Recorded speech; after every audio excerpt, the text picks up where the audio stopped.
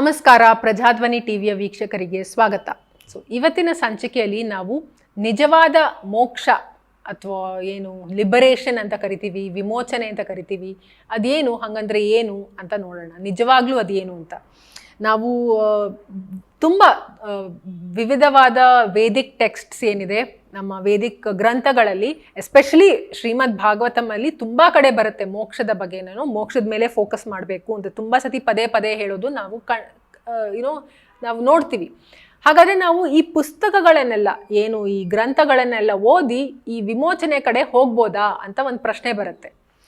So ಅದಕ್ಕೇನು ಹೇಳ್ತಾರೆ Vedic ಅಂದರೆ, ನಾವು ಈ ಪುಸ್ತಕವನ್ನು ಓದಿ ನನಗೆ ಮೋಕ್ಷ ಬೇಕು ಅಂತ ನಮಗೆ ಅನ್ನಿಸ್ಬಾರ್ದು. ಯಾಕಂದರೆ ಈ ಪುಸ್ತಕದಲ್ಲಿ ಏನೋ ಬರೆದಿದೆ ಮೋಕ್ಷದ ಬಗ್ಗೆ, ಅವ್ರು ಹೇಳ್ತಾ ಇದ್ದಾರೆ ಅದಕ್ಕೆ ನಾನು ಮೋಕ್ಷದ ಕಡೆ ಹೋಗಬೇಕು ಅಂತ ಆ ಥರ ನನ್ನಲ್ಲಿ ಆ ಭಾವನೆ ನನ್ನಲ್ಲಿ ಬರಬಾರ್ದು. ನನ್ನಲ್ಲಿ ಸ್ವಾಭಾವಿಕವಾಗಿ ನಾನಿಲ್ಲಿ ಒಂದು ಟ್ರ್ಯಾಪ್ ಆಗಿದ್ದೀನಿ, ಈ ಸಂಸಾರದಲ್ಲಿ ಅಥವಾ ಜೀವನ ಮೃತ್ಯುದ ಚಕ್ರೆಯಲ್ಲಿ ಟ್ರ್ಯಾಪ್ ಆಗಿದ್ದೀನಿ ಅನ್ನೋ ಫೀಲಿಂಗ್ ಬಂದು ನಾನು ಇದರಿಂದ ಹೊರಗೆ ಬರಬೇಕು ಅನ್ನೋ ಫೀಲಿಂಗ್ ಬರಬೇಕು ನಮಗೆ. ಅದು ಒಂದು ಶ್ರೀಮದ್ ಭಾಗವತಂ ಓದಿ ನಾನು ಮೋಕ್ಷಕ್ಕೆ ಹೋಗಬೇಕು ಅಂತ ಬರಬಾರ್ದು. ಅದು ಒಂದು ಸೆಲ್ಫ್ ರಿಯಲೈಸೇಷನ್, ಅಂದರೆ ಒಳಗಿನಿಂದ ಒಂದು ಅರಿವು ಬರಬೇಕು, ಒಂದು ಥಿಯರಿ ಕಾನ್ಸೆಪ್ಟ್ ಅಲ್ಲ. ನಾವು ಪುಸ್ತಕ ಓದೋದು ಏನು, ಅದು ಜಸ್ಟ್ ಥಿಯರಿ ಅಲ್ವಾ. ನಾವು ಏನೇ ಪುಸ್ತಕ ಓದಿದ್ರು ಅದೆಲ್ಲ ಬರೀ ಥಿಯರಿನೇ, ಪ್ರಾಕ್ಟಿಕಲ್ ಅಲ್ಲ. ನನಗೆ ಸ್ವಾಭಾವಿಕವಾಗಿ ಪ್ರಾಕ್ಟಿಕಲ್ ಆಗಿ ನನ್ನ ಅನುಭವಕ್ಕೆ ಬರಬೇಕು, ಇದು ನನಗೆ ಸಾಕಪ್ಪ, ನಂಗೆ ಇದು ಬೇಡ ಅಂತ.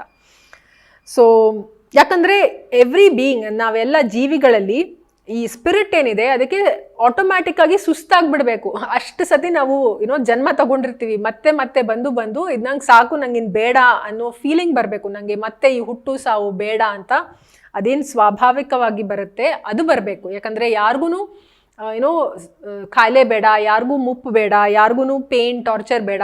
ಎಲ್ಲ ಜೀವಿಗಳಿಗೂ ಅದೇ ಇರುತ್ತೆ, ಎಲ್ಲರಿಗೂ ಸೇಮ್ ಫೀಲಿಂಗ್ ಇರುತ್ತೆ. ಸೊ ಅದು ಆಟೋಮ್ಯಾಟಿಕ್ ರಿಯಾಕ್ಷನ್ ಆ ಥರ ಇರಬೇಕು. ನನಗೆ ಇದರಿಂದ ಮುಕ್ತಿ ಬೇಕು, ಇದರಿಂದ ಮೋಕ್ಷ ಬೇಕು ಅನ್ನೋ ಫೀಲಿಂಗ್ ಅದರಿಂದ ಬರಬೇಕು. ಯಾವುದೇ ಪುಸ್ತಕ ನಮಗೆ ಹೇಳಬಾರ್ದು ನೀನು ಮೋಕ್ಷಕ್ಕೆ ಹೋಗಬೇಕು ಅಂತ. ಸೊ ಅದು ಸರಿಯಾದದ್ದಲ್ಲ ವೇದಿಕ್ ಪ್ರಕಾರ. ಇದಕ್ಕೆ ನಿಮಗೆ ಉದಾಹರಣೆ ಸಾಕಷ್ಟು ಸಿಗುತ್ತೆ ವೇದಿಕ್ ಕಥೆಗಳಲ್ಲಿ. ಭಾಗವತದಲ್ಲೇನೆ ಜಡಭರತನ ಕತೆ ಬರುತ್ತೆ. ಸೊ ಜಡಭರತ ಅನ್ನೋ ಆಗಕ್ಕೆ ಮುಂಚೆ ಹೋದ ಜನ್ಮದಲ್ಲಿ ಅವನು ಒಂದು ರಾಜ ಆಗಿರ್ತಾನೆ. ಸೊ ಆ ರಾಜ ಆಗಿದ್ದಾಗ ಅವನು ಎಲ್ಲವನ್ನ ತೊರೆದು, ಓಕೆ ನನಗಿನ್ ಸಾಕು, ವೈಭೋಗ, ರಾಜ್ಯದ ಭೋಗ ಸಾಕು ಅಂತ ಹೇಳಿ ಅವನು ಕಾಡಿಗೆ ಹೋಗ್ತಾನೆ ತಪಸ್ಗೆ ಅಂತ. ಕಾಡಿನಲ್ಲಿ ಅವನಿಗೆ ಒಂದು ಜಿಂಕೆ ಮೇಲೆ ಅಟ್ಯಾಚ್ಮೆಂಟ್ ಬಂದ್ಬಿಡುತ್ತೆ. ಆ ಜಿಂಕೆಯನ್ನು ತಗೊಂಡು ಮರಿಯನ್ನು ತಂದು ಸಾಕಿ ಅದ್ರ ಜೊತೆನೇ ಇದ್ದು ಆ ಜಿಂಕೆ ಮೇಲೆ ಅಟ್ಯಾಚ್ಮೆಂಟ್ ಬರುತ್ತೆ. ಎಲ್ಲವನ್ನ ತೊರೆದು ಹೋದ ರಾಜನಿಗೆ ಜಿಂಕೆ ಮೇಲೆ ಒಂದು ಮೋಹ ಅಟ್ಯಾಚ್ಮೆಂಟ್ ಬರುತ್ತೆ. ಎಷ್ಟು ಅಟ್ಯಾಚ್ಮೆಂಟ್ ಬರುತ್ತೆ ಅಂದರೆ, ಅವನು ಸಾಯೋ ಕಾಲಕ್ಕೆ ಜಿಂಕೆ ಬಗ್ಗೆನೇ ಯೋಚನೆ ಮಾಡಿದ್ದಕ್ಕೆ ಅವನಿಗೆ ಮುಂದಿನ ಜನ್ಮದಲ್ಲಿ ಜಿಂಕೆಯಾಗಿ ಹುಟ್ಟುತ್ತಾನೆ. ಸೊ ಅದಾದಮೇಲೆ ಮತ್ತೆ ಆ ಜಿಂಕೆಯಾಗಿ ಹುಟ್ಟಿದ್ಮೇಲೆ ಅವನು ಯಾರೋ ಜ್ಞಾನಿಗಳ ಬೋಧನೆ ಪ್ರವಚನ ಮಾಡ್ತಾ ಇದ್ದಿದ್ದನ್ನೆಲ್ಲ ಕೇಳಿ ಮತ್ತೆ ಅದ್ರ ನಂತರ ಅವನು ಜಡಭರತನಾಗಿ ಹುಟ್ಟಿ ಅವಾಗ ಅವನಿಗೆ ಅರಿವಾಗತ್ತೆ, ಇದೆಲ್ಲ ಬೇಡ, ನನಗೆ ಇದು ಸಾಕು, ಈ ಅಟ್ಯಾಚ್ಮೆಂಟ್ ಅನ್ನೋದು ನನ್ನ ಸಿಕ್ಕಾಕ್ಸತ್ತೆ ಅಂತ. ಆಮೇಲೆ ಅವನು ಮೋಕ್ಷಕ್ಕೆ ಹೋಗ್ತಾನೆ. ಅದೇ ಥರ ಭಾಗವತದಲ್ಲಿ ಇನ್ನೊಂದು ಕತೆ ಬರುತ್ತೆ, ಅಜಾಮಿಳನ ಕತೆ. ಅಜಾಮಿಳನೂ ಅಷ್ಟೇ, ಅವನು ಸಿಕ್ಕಾಪಟ್ಟೆ ತಪ್ಪು ಕರ್ಮಗಳನ್ನೆಲ್ಲ ಮಾಡ್ತಾನೆ, ಪಾಪಗಳನ್ನೆಲ್ಲ ಮಾಡ್ತಾನೆ, ಮಾಡಬಾರದನ್ನೆಲ್ಲ ಮಾಡಿರ್ತಾನೆ. ಕೊನೆಗೆ ಅವನಿಗೆ ಅರಿವಾಗಿ, ನನಗೆ ಇದು ಮೋಕ್ಷ ಬೇಕು ಅಂತ ತಾನಾಗಿಯೇ ಅನ್ನಿಸಿ ಅವನು ತಪಸ್ ಮಾಡಿ ಮೋಕ್ಷವನ್ನು ಪಡಿತಾನೆ. ನಿಮಗೆ ಇನ್ನೂ ಬೆಸ್ಟ್ ಎಕ್ಸಾಂಪಲ್ ಯಾವುದು ಅಂದರೆ ಗಜೇಂದ್ರ ಮೋಕ್ಷದ ಕತೆ. ನೀವೆಲ್ಲರೂ ಕೇಳಿರ್ತೀರ ಗಜೇಂದ್ರ ಮೋಕ್ಷದ ಕಥೆಯನ್ನು. ಹೇಗೆ ಒಂದು ಬೇರೆ ಲೋಕದಲ್ಲಿ ಒಂದು ಆನೆ ಇರುತ್ತೆ, ಮದಭರಿತ ಆನೆ. ಒಂದು ಸರೋವರದಲ್ಲಿ ಹೋದಾಗ ಒಂದು ಮೊಸಳೆ ಬಂದು ಹಿಡ್ಕೊಂಡ್ಬಿಡಿರುತ್ತೆ. ಆ ಮೊಸಳೆ ಏನು ಮಾಡಿದ್ರೂ ಬಿಡಲ್ಲ, ಬೇರೆ ಆನೆಗಳೆಲ್ಲ ಹೊಟ್ಟೋಗ್ಬಿಡುತ್ತೆ. ತಾನು ಒಂಟಿಯಾಗಿ ಸಾವಿರಾರು ವರ್ಷ ಆ ಮೊಸಳೆ ಜೊತೆ ಬಿಡಿಸ್ಕೊಳ್ಳೋದಕ್ಕೆ ನೋಡುತ್ತೆ, ಸಾವಿರಾರು ವರ್ಷ.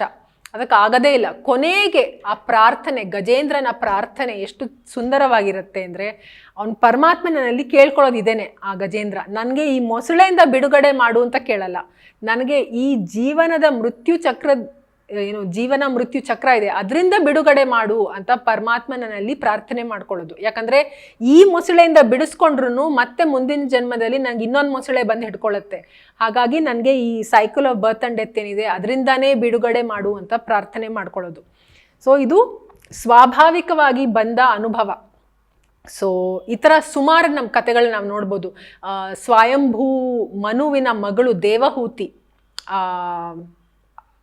ಅವಳಿಗೆ ತನ್ನ ಮಗನೇ ಅವತಾರ ರೂಪಿಯಾದ ಕಪಿಲ ವಾಸುದೇವ. ಸೊ ಕಪಿಲ ವಾಸುದೇವ ಏನು ಉಪದೇಶ ಮಾಡ್ತಾನೆ ತನ್ನ ತಾಯಿಗೆ ಇದೇನೆ. ಯಾಕಂದರೆ ದೇವಹೂತಿಗೆ ಒಂದು ತೃಪ್ತಿ ಅನ್ನೋದೇ ಇಲ್ಲ, ನನಗೆ ಅಸಮಾಧಾನ, ಇದನ್ನ ಇದರಿಂದ ಹೊರಗೆ ಬರೋದು ಹೇಗೆ ಅಂತ ಕೇಳಿದಾಗ ಕಪಿಲ ವಾಸುದೇವ ಇದನ್ನೇ ಹೇಳೋದು. ಸೊ ಅಸ್ವಾಭಾವಿಕವಾಗಿ ನನಗೆ ಇದರಿಂದ ಬಿಡುಗಡೆ ಬೇಕು ಅಂತ ದೇವಹೂತಿ ಕೇಳಿದಾಗ ಉಪದೇಶ ಬರುತ್ತೆ. ಸೊ ಹೀಗೆ ಎಷ್ಟೊಂದು ಜನ ರಾಜರು, ಚಕ್ರವರ್ತಿಯರು, ಸಾಮ್ರಾಟ್ಗಳು ಎಲ್ಲರೂ ಅವರ ಸಾಮ್ರಾಜ್ಯವನ್ನ ತೊರೆದು ಕಾಡಿಗೆ ಯಾಕೆ ಹೋಗ್ತಾ ಇದ್ರು ಅಂದರೆ ಸ್ವಯಂಯಿಂದ, ಲೈಕ್ ಅವ್ರಿಗೆ ಒಳಗಿಂದ ಅರಿವು ಬಂದಾಗ, ನಂಗೆ ಇದು ಬೇಡ, ನನಗೆ ಇದರಿಂದ ಹೊರಗೆ ಬರಬೇಕು ಅಂತ ಅವ್ರಿಗೆ ಒಳಗಿಂದ ಅದು ಪ್ರೇರಣೆ ಬಂದಾಗ ಮಾತ್ರ ನಿಜವಾದ ಮೋಕ್ಷಕ್ಕೆ ಹೋಗೋದಕ್ಕೆ ಸಾಧ್ಯ. ಸೊ ಹಾಗಾಗಿ ಯಾವುದೇ ಪುಸ್ತಕವನ್ನು ಓದಿ ನಮಗೆ ಯಾವುದೇ ಥರದ ಮೋಕ್ಷ ಸಿಗೋದಕ್ಕೆ ಸಾಧ್ಯ ಇಲ್ಲ. ಇದು ಒಳಗಿನಿಂದ ಆಗೋ ಪ್ರಕ್ರಿಯೆ. ಸೊ ಇದನ್ನು ಹೇಳ್ತಾ ಇವತ್ತಿನ ಸಂಚಿಕೆಯನ್ನು ಮುಗಿಸ್ತಾ ಇದ್ದೀನಿ. ಮತ್ತೆ ಮುಂದಿನ ಸಂಚಿಕೆಯಲ್ಲಿ ಭೇಟಿಯಾಗೋಣ. ಧನ್ಯವಾದ.